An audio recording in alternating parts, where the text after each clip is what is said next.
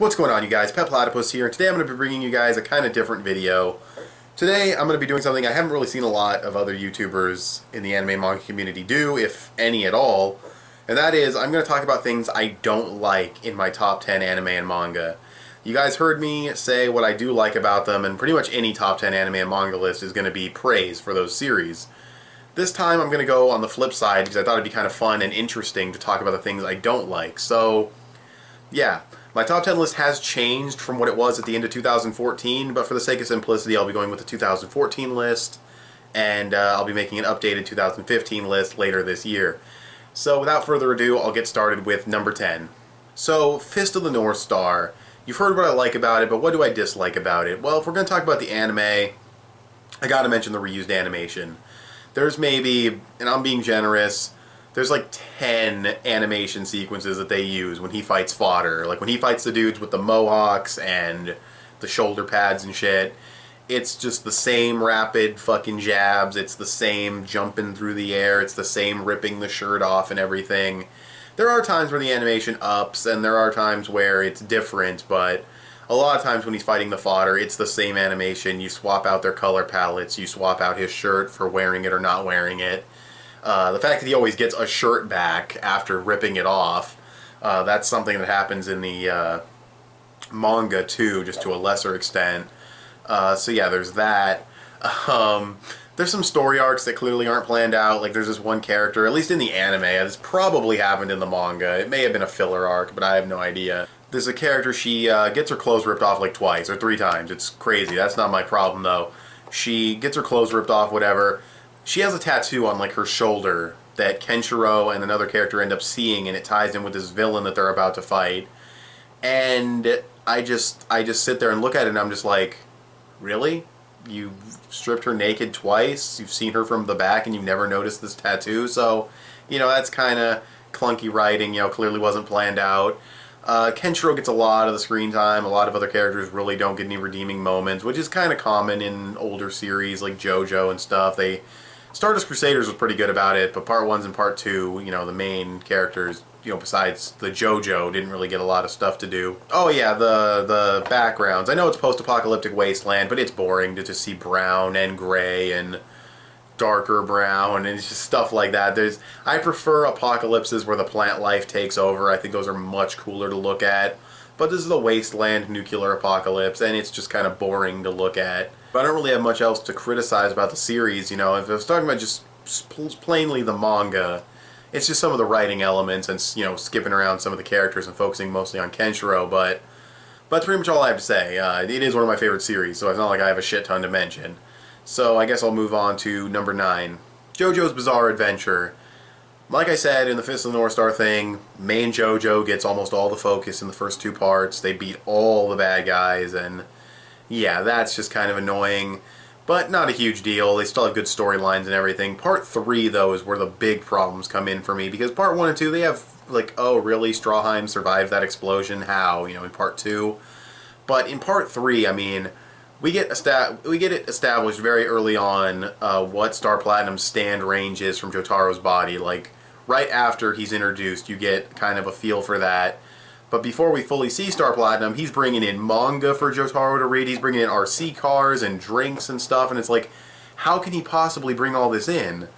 And there's also the whole, you know, well, the fact that he's bringing it to him means that he must have like a mind of his own. And then you have Hierophant Green with Kakyoin, and he's like, oh, it doesn't like wide open spaces. It likes to be enclosed and everything. Those personality traits that the stands have pretty much mean absolutely jack shit later on in the series. Until like Part 4 with Echoes, but I don't want to spoil Part 4 or anything. And even I don't know what the fuck's going on there. That was crazy. I just got through that arc recently, but with like Echoes Act 3, again, I don't want to spoil anything, but yeah.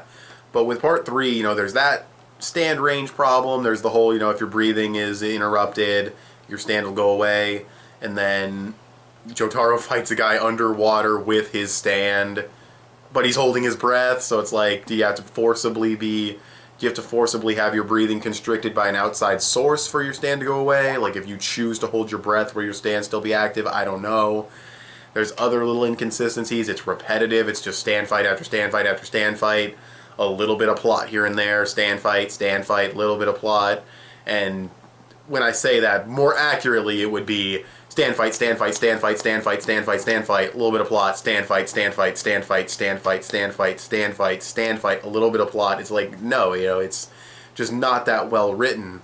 So, yeah, part 4 much better. Part 3 still good, still love it a lot, but yeah, and Jotaro just kind of boring. He's still fun, but he's kind of a stick in the mud, kind of just a board that you could have a cardboard cutout and be more interesting. In some cases, he's still a cool character. I'm being kind of hard on him, I'm exaggerating, but yeah, and then that's really all I have to say. Yeah, that's pretty much it, you know. I mean, the people say, oh, you know, it copied Fist of the North Star, whatever, I don't really care about that. So, yeah, that's pretty much all I have to say. Also, just pointless story arcs that could easily be skipped, like, especially in Part 4. There are some stand user fights where maybe they'll come back into play later, a couple have, but some of the arcs are just kind of like, really? That many chapters on that? And that's also a problem in Part 3 as well, but yeah, so I'll just move on to the next one, but still love JoJo, just those are some of my problems. Moving on to the next one, what is this, like, I did 10, 8, so, no, 10, 9, 8, fuck, do I know how to count? I think I know how to count. Number 8, Hajime no Ippo. I'll start with little nitpicks. Some of the fights are kind of weird, like Mashiba, okay, so he's known for having long range with his arms. They make this dude look like he's throwing gum punches. Like, he throws a punch that looks like it goes from corner to corner of the ring. It's insane how fucking far they make his reach look. So some of that's exaggerated and kind of unrealistic. But that's a nitpick. The more serious problems I have with it are some of the humor is too gross out for me with, like, your touch my dick and poop jokes and shit. It's just not a huge fan of those at all. Fart jokes have never, you have to try really hard to get a good fart joke, like to get a laugh out of me with one of those, and yeah, so that's, you know, that's a no, you know, that's kind of annoying. The most annoying thing though to me is the repetition with some of the side characters and their fights. With Aoki and Kimura, they just lose constantly. They lose or they draw or their fights are just comedic. Takamura, a lot of his title defenses, no, all of his title defenses are pretty much just him trying to throw one stupid punch that won't land, and he finally lands it and he one-shots his opponent. That's, you know, kind of repetitive, and some of the fights, dude, my god. One Piece, Arlong Park, the entire arc of Arlong Park in One Piece, 27 chapters, I believe, maybe 25. There are fights in Ippo that are that long or longer, just fights, just boxing matches. That is disgusting, like, why? And it'd be fine if a lot of cool things were happening, but in some of Ippo's, it's just 10 chapters of him getting repetitively beat up the same way over and over. So very dragged out. So, you know, I mean, still, you know, great character development and everything, but the series is long and drawn out because of the long fights. I remember a title defense Ippo had where they're going towards the ring, and this is like in the early 900s, and like 5 chapters of just them getting in the ring, coming out of the one side, coming out of the other side, getting, you know, this is Makunochi Ippo, title defense, his weight is blah blah blah, he looks like he's raring to go, he steps into the ring, they ring the bell, all that, just coming into the ring, ringing the bell, starting the fight, like 5 fucking chapters. That's insane. And there's some chapters that are only 12 pages long. I remember reading one that was 8 pages long. It was disgusting. That's a huge problem with Ippo. So, yeah, but I still love the series. Still fantastic. It's just some of those things are really annoying. But, anyways, I'll move on to the next one. Number 7. Hunter x Hunter. Oh, goodness. Yeah, this one, because there's a lot of Hunter x Hunter fans. I still like the series. It's lower on my top 10 than it used to be, but it is still there. This series, where do I even begin? Gon and Killua, too weak. Too much of them getting their asses kicked for a majority of the series. They don't get powers until super far in. There's pointless things, pointless conversations that didn't need to happen. There's the Chimera Ant arc, which is so dragged out. There's One big problem I have with Togashi's writing in Hunter x Hunter is that he wants to make the series like super original and like no cliches at all, except for like a very few, and that really hinders his writing because some cliches are good, some fit, some naturally flow into the situation and can make for good storytelling, and he tries to avoid all of them, and what you end up getting is a bunch of not fights and encounters, and this kind of happens but then it kind of stops, and there's no real conclusion to some of the arcs. So I mean, that's just a big problem I have. His writing just feels very all over the place and kind of weird in some situations because he's trying to avoid cliches, it feels like, and just kind of, he suffers, the series suffers from a wasted potential with a lot of really good opportunities for really good fights, and the potential is wasted because he decides that I'm not going to go the cliche route, so that annoys me. The auction stuff, oh my god, this is like the stupidest part of Hunter x Hunter besides the narration in the Chimera Ant arc. They gather all this money, and they sell all this shit, and they learn how to spot fake artifacts, and they meet all these people, and the auction is pointless. They didn't need to be there. There was no reason for Greed Island to be there. Someone else bought it. They had to find a different way to get into Greed Island. It was completely fucking stupid. So that was annoying. The Chimera Ant arc narration, the part that I think blows my mind about this narration more than the fact that it's so pointless and so drawn out, is that people actually praise it. People actually praise the narration in the Chimera Ant arc as incredible writing and intuitive and like unique, and it's, no, shut up. Shut the fuck up. This is so unnecessary and so padded. You can easily have the characters just show what they're doing or think it to themselves or have someone else say it, or, you know, I mean, it worked well when it was describing powers. When it was describing certain characters' abilities, the narration worked really well. But when the character could just think it, or, you know, you're dragging out a single minute into like a ridiculously long monologue of narration for like an entire episode, it's unnecessary. It just drags it out and makes it slow and less enjoyable. Some of the narration got so ridiculous to where it was like, literally, Killua thought this to himself. It's like, couldn't he just think it in his head? Couldn't the voice actor just, or voice actress just do it? You know, and that's a problem in the manga too. The manga has the heavy narration also, but it's just, it's so unnecessary. It's a visual medium. I know the manga is read, you read it, but it has artwork. It's still visual. When you have a visual medium, you don't just tell it. You don't just say everything. You don't just say what you're saying. You show it in a lot of cases. Show the facial expression. Don't tell me the character's sad with, you know, narration. Just let me see it in their face or let them think it to themselves. It's just, the narration is a huge problem in that arc, and it does get, you know, there's less of it as the arc goes on, but it's just, yeah, it's a huge problem. I don't care what anyone says. I hate the narration in the Chimera Ant arc. Hate's a strong word, whatever.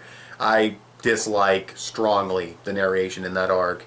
So, because I don't really consider hate a strong word. I just say, yeah, I hate something, whatever. It's words. I hate when people give words power like that. It's dumb. Whatever, that's a total digression. Whatever. Hunter x Hunter, still love the series for the most part, but yeah, those are problems. And I've mentioned, you've seen, I've reviewed every single episode, so I mean, if you really want to see what I think of Hunter x Hunter super in-depth, you can watch my review of every episode from the beginning, but yeah, and then, you know, the killing of characters who aren't exactly fodder, but they're not exactly main characters, so they're just kind of in between, and they kind of waste time. That stuff. But I spent enough time on Hunter x Hunter, so I'll move on to the next one. Number 6 is Toriko.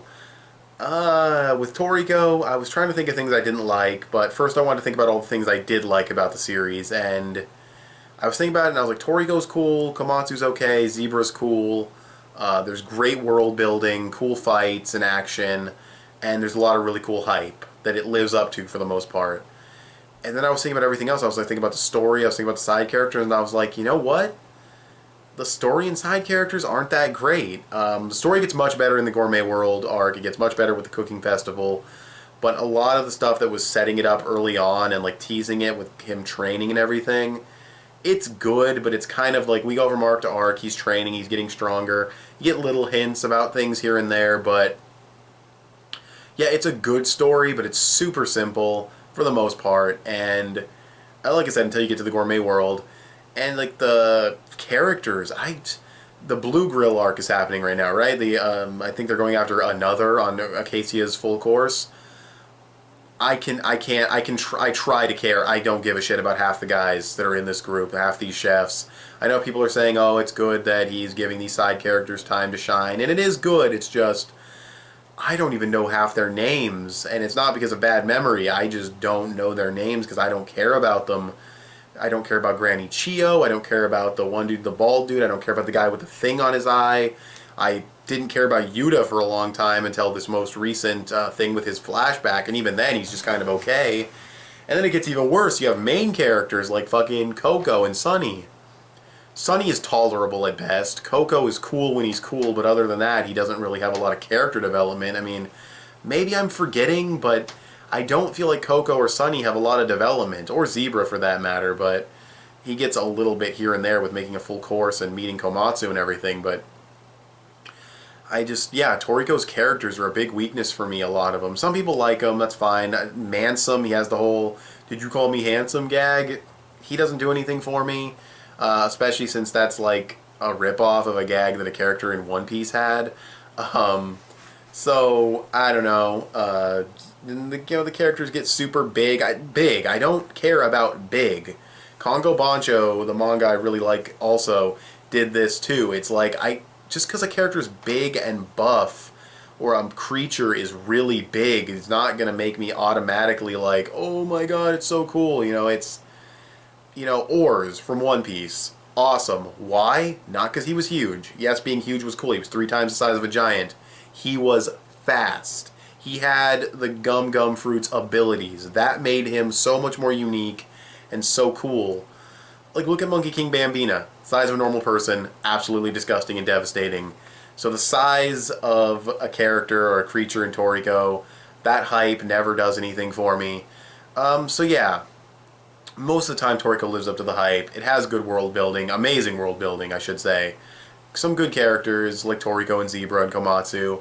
But yeah, it's just got some problems that are mostly just problems for me. Not really anything objectively that bad. Just things that don't interest me that much, like the characters and everything, and some of the hype, where it's just like, oh, look how big this creature is, look how big this thing is. So yeah. But still love Toriko, just those are my problems with it. Moving on to the next one. Number 5 is Rave Master. The further into this list I get, there's going to be a lot less criticisms, obviously, because I'm getting into my favorites, but with Rave Master, I mean, there's a couple friendship power-ups, there's a couple of spots where you could tell the story wasn't completely planned out.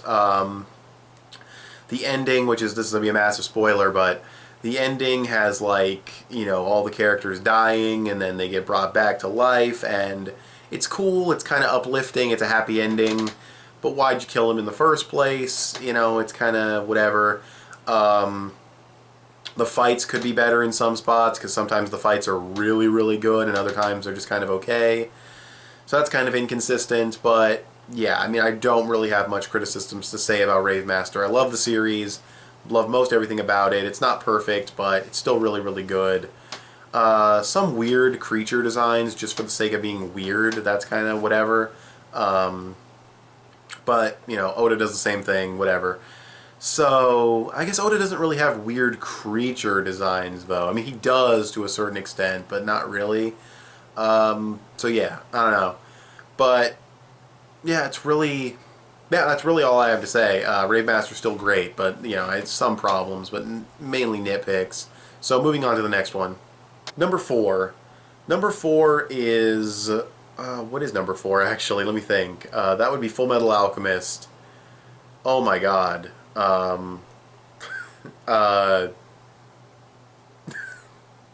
It's like perfect. I'm trying to think of things to say about Fullmetal Alchemist, and it's like, I mean, I can think of stuff I don't like about the original anime, but as far as Brotherhood and the manga go, like, it's very hard to think of anything I don't like.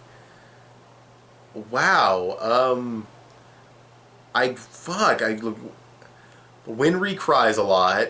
That's kind of annoying, but it plays into her character development, so that's fine.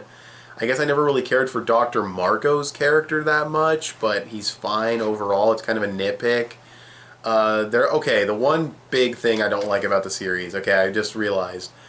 Early on in the series, when Alphonse talks to that one guy, Barry the Slasher, and he's like, maybe you're not even real, and Alphonse gets all salty with Edward, and I didn't really like that little story arc. It was just kind of pointless. You kind of knew that he was going to be fine. You knew he was a real boy or whatever, you know, Pinocchio reference, whatever.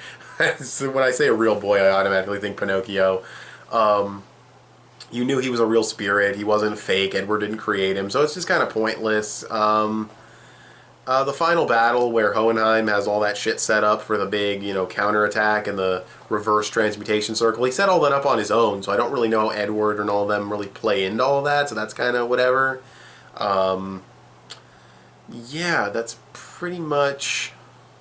Yeah, it's really all I can criticize. Most of the characters have great development. It's got amazing villains, amazing story. It's so good. So perfect, almost. Those are just like my minor gripes with the series. So, yeah, moving on to the next one. Number 3, Avatar: The Last Airbender. Well, since I just did Avatar Month not too long ago, you kind of know what some of my criticisms are, but some of the early episodes that are the whole, you know, oh, you gotta learn a life's lesson, like fucking, no, don't let this go to your head, blah, blah, blah. The Great Divide's a sucky episode, you know. But yeah, a lot of the things with Avatar, interestingly enough, are things I'm torn on. Like, I like that Aang's a pacifist. I think it's unique.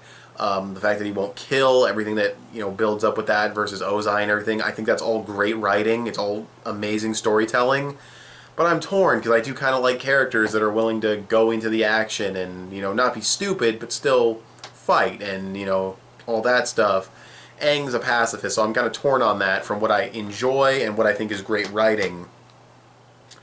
And I'm kind of like that with a couple other things. Like, I wish the fighting could have a little bit more like, ooh, he got punched in the gut. Oh, he got punched in the cheek and the jaw. But I know that Nickelodeon might not want him to do that, because when they did Dragon Ball Z Kai and they had the hard punches, they would make a flash of light appear and censor it. So maybe Nickelodeon doesn't want the violence to be that hard. You know, it's a lot of it is throwing elements at each other, and that's the point. They're supposed to throw elements at each other. So again, I'm kind of torn on it, and when I'm torn on it, it's just kind of my own little, like, nitpick, like my own little, like, oh, I'd like the fighting to be a little bit more hard punches, which is completely unnecessary. It doesn't need to have it at all. And, you know, Aang could, you know, jump into fights a little bit more, but that's not his character, you know, and it's really, basically I'm just saying there's things that could be different about the series to cater to me, and that's, like, you know, that's not how you should ever look at a series. So yeah, Avatar, amazing, pretty much perfection for the most part. Just a couple of nitpicks here and there with the story, and yeah. Like, you know, like I said, Great Divide sucks. Early episodes with the life lessons, kind of know where they're going. Other than that, fucking amazing. Oh, and Ozai's kind of a weak villain, especially as a follow-up to Azula. Ozai is kind of like, oh, I'm going to destroy the world. He's kind of a generic bad guy. So, yeah, played beautifully by Mark Hamill, the Joker, but still, you know, kind of a generic bad guy. But I'll move on to the next one. Number 2 is Dragon Ball. Another series I really like. I probably have more criticisms for this one than the previous 2 on my list, but I still like it more than those other series. One of the big things that always stands out when I think of Dragon Ball criticisms is Piccolo versus Frieza. Just how he trained on King Kai's planet for a little while, he fused with Nail, and he's somehow strong enough to fight Frieza's second form. That's a massive, massive power boost that always bothered me. So that's one of the things I think of when I first think of criticisms for Dragon Ball. The side characters, while they are utilized in the story fairly well, I feel like they could get a little bit more action. I wish they had, like, fodder to fight or something. The movies kind of did that, but the movies suck, and they pretty much got their asses kicked by the fodder anyway until Goku showed up. Showed up. So, you know, there's a little bit of plot holes here and there, you know, but they don't really bother me. A lot of the plot holes in Dragon Ball are really inconsequential, like, they're just kind of there, you know, like, Vegeta's tail never grew back, but he said it would. That doesn't really affect anything, that doesn't matter. What else? In Dragon Ball Super, which I believe is canon, they kind of fucked with Vegeta's character development because he still wants to surpass Goku, and that's fine, but he admitted Goku was number 1 in the Buu Saga. in one of his training sequences in Dragon Ball Super, unless it was a translation error, he says, "I'm still number one." That is complete character regression. I've heard some people try to say, "Oh, you can't really, how do you regress a character? That's nonsense." That is character regression. He goes from, "Kakarot, you're number one, but I still want to beat you," to, "I'm still number one." That's, did he change his mind? Like, what? That's weird. What is that? So, that's a problem. What else? No, I mean, I won't say the long power-ups, because that's not a manga. That's not a problem in the manga. I won't say Goku dying on planet Namek was retconned, because, you know, everything was destroying, and he was screaming, "No!" and fucking everything blew up. How'd he get to freeze a spaceship? Those flashbacks aren't in the manga. You know, you don't see him, you know, you don't see Frieza's fucking ship sink into lava in the manga, so yeah, there's little plot holes that the anime created, but, you know, other than that, not a lot of criticisms for the series. I'd have to see the Buu Saga again. I'm waiting for the Kai English dub to see the Buu Saga again, and I'll probably read the manga, actually, but yeah, I mean, there's definitely little inconsistencies here and there. There's little plot holes, but like I said, a lot of them are inconsequential. They don't really hurt the entertainment of the series. I could think of more. There are definitely more, but for now, I'll just move on to the last one. Number 1, One Piece.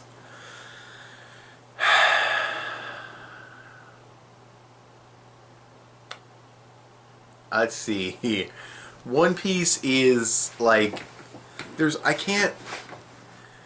Okay, in Punk Hazard, the giant creature Smiley, we know that its goop that it's made out of is flammable, yet it crawls across the flame side of the island with no problem at all, gets to the snowy side, and then when you hit it with fire it explodes. That's really, really kind of something that Oda, I guess, did not think through.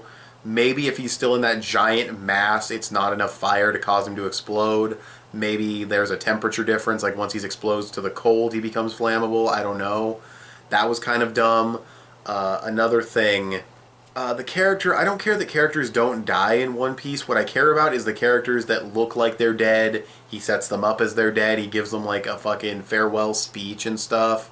Gives them that sacrifice moment, and then they live, and there's like no real explanation, or they're not even really hurt that bad. You know, that's kind of problematic. That happened a lot in Skypiea. You know, they're building it up like all these voices are disappearing, all these people are dying, and then there's just a chapter where they're all waking up, just unconscious. So that's kind of, you know, iffy. Pell, I'll always say Pell, even if he could survive the explosion, because Zoan type, fucking armament hockey, whatever. He should have died just because that was such a beautiful sacrifice moment. Just for storytelling purposes, he should have died. Yeah, what else? Oda's kind of slow, I guess. I mean, I don't really care that he tells the story slowly. That doesn't really bother me, but yeah, the story can be kind of slow sometimes. But yeah, I really don't have much to say about One Piece. It's so good. So much creativity and all that stuff. I guess some characters' gags don't really do it for me. Some characters are kind of annoying. Like, I thought the dude from CP9 with the pink, he had the hair, he could control it. What was his name? I forget his name, but he had the face paint and everything. He always annoyed the shit out of me. And I guess he was supposed to be annoying, but yeah, he annoys the shit out of me. I hate him. Japanese Mr. 2. I don't care about the English dub. The English dub's fine. Japanese Mr. 2. That voice actor also does Frankie. I don't really like Frankie's Japanese voice either, but I can tolerate it. It's fine. As Mr. 2, I feel like my ears are bleeding. Like, that is like one of the worst voices. People say, "Oh, Goku's annoying." No. Japanese Mr. 2 to me is absolutely, it's ear rape. It's fucking ear rape. I hate it. Mr. 3 has an annoying voice as well. Impel Down as a whole, like, I cannot wait for the English dub to come out, because there were so many characters there that had voices I could not stand in the Japanese version. Maybe I'll like the arc a lot. I mean, I still think it's a great arc, but hopefully I'll like the arc a lot better once I see it in English. But yeah, that's pretty much my only criticisms of One Piece. I could probably think of more, but I don't want to drag this video on. It's going to be a long video as it is. So yeah, that's my top 10 anime and manga, at least for 2014, and those are the things I don't like about them. What are your guys' top 10 anime and manga? You can list them in the comment section below, but also tell me maybe some things you don't like about them, because I think it's good to discuss the good and the bad of a series, so you have a full perspective on it and not just focus on the good and only praise it. You got to understand that there are problems with it. So yeah, that's pretty much all I have to say about all these series, and that's pretty much the entire video. So thanks for watching this video. Tell me what you guys thought of the concept of this video in the comment section below. Did you like it? Was it boring? Was it too long? Whatever. Give me a thumbs up on this video. That would help me out a lot. Follow me on Instagram. I post things there sometimes. Subscribe if you haven't already, or if you like what you've seen here, and I'll talk to you guys later. Bye.